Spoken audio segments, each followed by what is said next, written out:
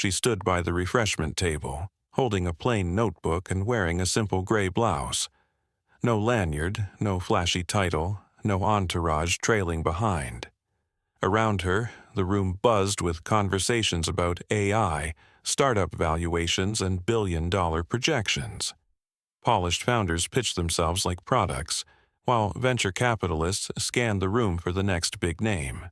But her? She was invisible. One tech bro brushed past her with a smirk. "You must be someone's wife, or the catering team." Another said, "Sorry, this section is for founders and investors only." She smiled softly and stepped aside. She didn't correct them. She didn't need to, because while they juggled buzzwords and business cards, she had already built what they were still dreaming of. And the man standing on stage, the keynote speaker with a packed audience waiting on his next sentence, he wasn't just the headline of the night. He was her husband. And when he leaned into the mic, looked straight at her and said, "Before we begin, let me introduce the woman who built this company from scratch, the real reason we're all standing here today, our CEO, my wife." The silence in the room said everything, and by the time she stepped onto that stage, no one could look away.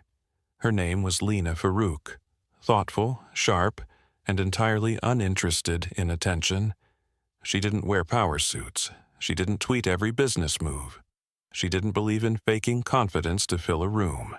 Instead, she built hers quietly, with strategy, compassion, and a vision that had turned a late-night idea into a game-changing tech company. Most people assumed her husband, Danish Farouk, was the brains behind it all. He was more visible, charismatic on panels, smooth with investors, the kind of person reporters gravitated toward. And he never minded the spotlight. But what he never failed to do? Credit her. Because while he spoke on stage, she was the one building the systems that kept the company running. She handled product development, team culture, hiring, and design. Every part of the business that actually made their platform work. But here, at one of the country's most elite tech networking events, none of that mattered. Because Lena didn't fit the mold. She wasn't pitching herself with a flashy deck. She wasn't wearing a badge that said CEO, and she certainly wasn't dressed like the next big thing. So, they dismissed her. She listened to men explain her own industry to her, nodded through advice she didn't ask for, and watched investors walk right past her without a second glance. It wasn't the first time, it wouldn't be the last. But that night, Danish had planned something different. Because this wasn't just another keynote. It was the soft unveiling of their next product. A launch Lena had led from the ground up. And when he took the stage and looked into that crowd of polished egos, he knew exactly what he was about to do. Not to prove a point, but to show them what leadership really looked like. Lena stood near the edge of the showroom floor, sipping lukewarm coffee from a paper cup. Booths were buzzing with polished founders throwing out buzzwords like disruption, hypergrowth, and seed stage dominance. Investors huddled in corners, whispering about exit strategies and unicorns. And still, no one noticed her. She smiled politely as 3 men stepped in front of her at the demo table. One of them, barely glancing her way, said, "Could you move to the side? We're about to present." She stepped back without a word. 5 minutes later, a group of engineers mistook her for an event volunteer. "Hey, do you know when the next panel starts? Can you check the app schedule for us?" She gave a small nod and replied, "I believe it's at 5:30 in the main auditorium." "Thanks," one of them said, still not making eye contact. As she turned to leave, another person, a marketing director with a bright blazer and louder tone, actually blocked her path. "Excuse me," she said sharply. "This area is for startup founders only." "I'm aware," Lena replied calmly. "Oh," the woman blinked, glancing her up and down. "You started something?" Lena simply smiled. "Yes, something." The condescension wasn't new. She'd seen this happen to other women, other introverts, other builders who didn't look like CEOs, but tonight it hit harder. Because this wasn't just any event. This was their event. The soft launch of the very platform she had spent the last year developing. One designed to help underrepresented founders access funding without gatekeeping. And still, she was invisible. She glanced at her phone. A message from Danish had just come through. "You're up in 10. Come backstage." She moved through the crowd with purpose now, still ignored, still underestimated. Backstage, Danish was waiting with a mic in his hand and pride in his eyes. "They're not ready for you," he said, "but they're about to learn." She smiled, a small knowing curve of her lips. "Then, let's go teach them." Out in the main hall, the MC took the stage. "Ladies and gentlemen, please welcome the man behind one of the fastest-growing tech companies of the year, Danish Farouk." Applause erupted as Danish walked up, but instead of diving into his pitch, he held up a hand. "Before I begin," he said, "I need to correct something I've let slide for too long." The room quieted. "This company," he continued, "was not built by me. I've spoken at events, led investor calls, and stood in rooms like this one, while the real CEO built the actual product." He turned, extended his hand.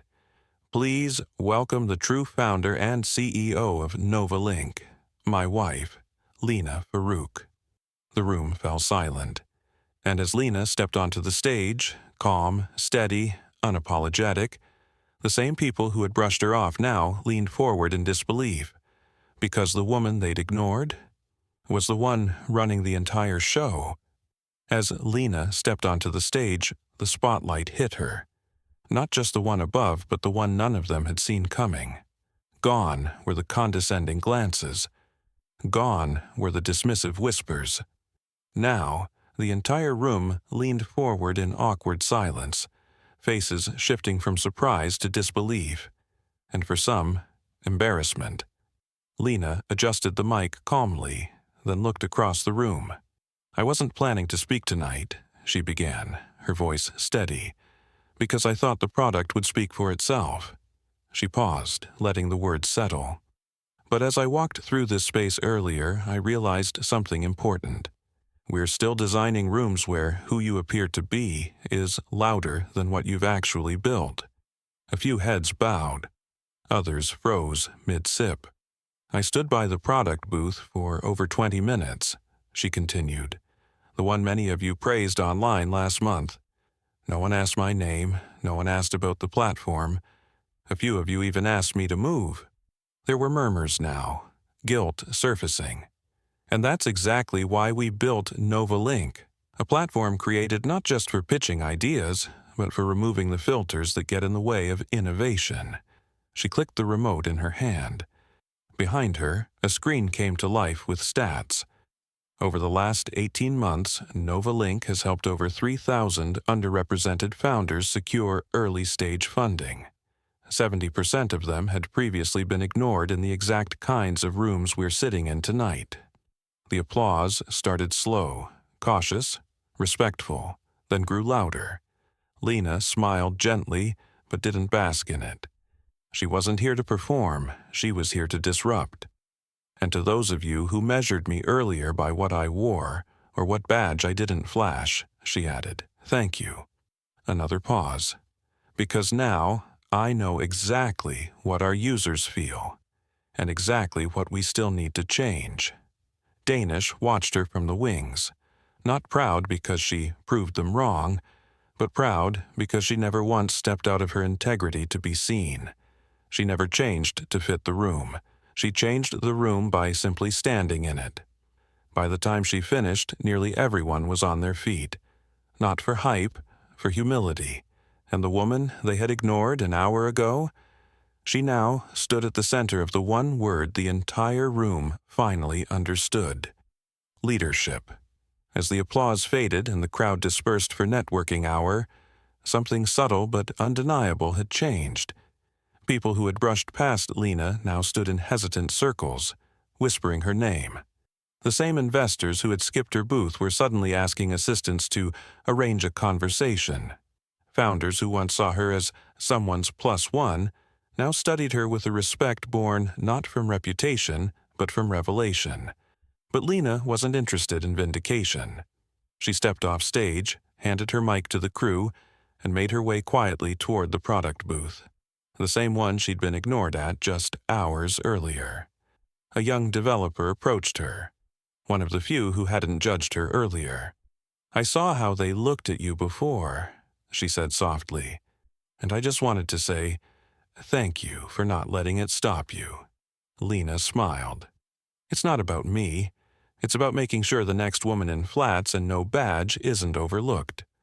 Nearby, the woman who had earlier told Lena to move from the founder's area approached slowly, face flushed. "I didn't know," she began awkwardly. "You didn't have to," Lena said kindly. "That's the point." And then she walked away, not out of arrogance, but to finish helping someone demo the product she had spent the last year perfecting. Because her power never came from the stage. It came from the substance she never had to prove, but finally got the space to show. Lena never raised her voice. She never asked for validation. She never needed to explain who she was. Because the people who truly build things, the ones who carry vision instead of ego, don't need to look like leaders to be leaders. And when the world finally paused to listen, they didn't see a wife or a background figure. They saw a CEO who had already done the work, long before the spotlight ever found her. Have you ever been overlooked only to rise quietly and change the room without asking for permission? Or maybe you've seen someone underestimated until they became impossible to ignore. Share your experience in the comments.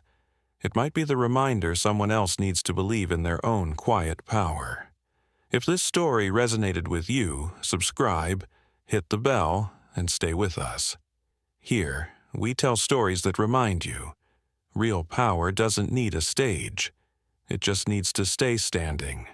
Because the next time someone assumes you have nothing to say, they might be speaking to the founder of the very thing they're trying to build. Until next time, be kind, be steady, and never let their silence define your value.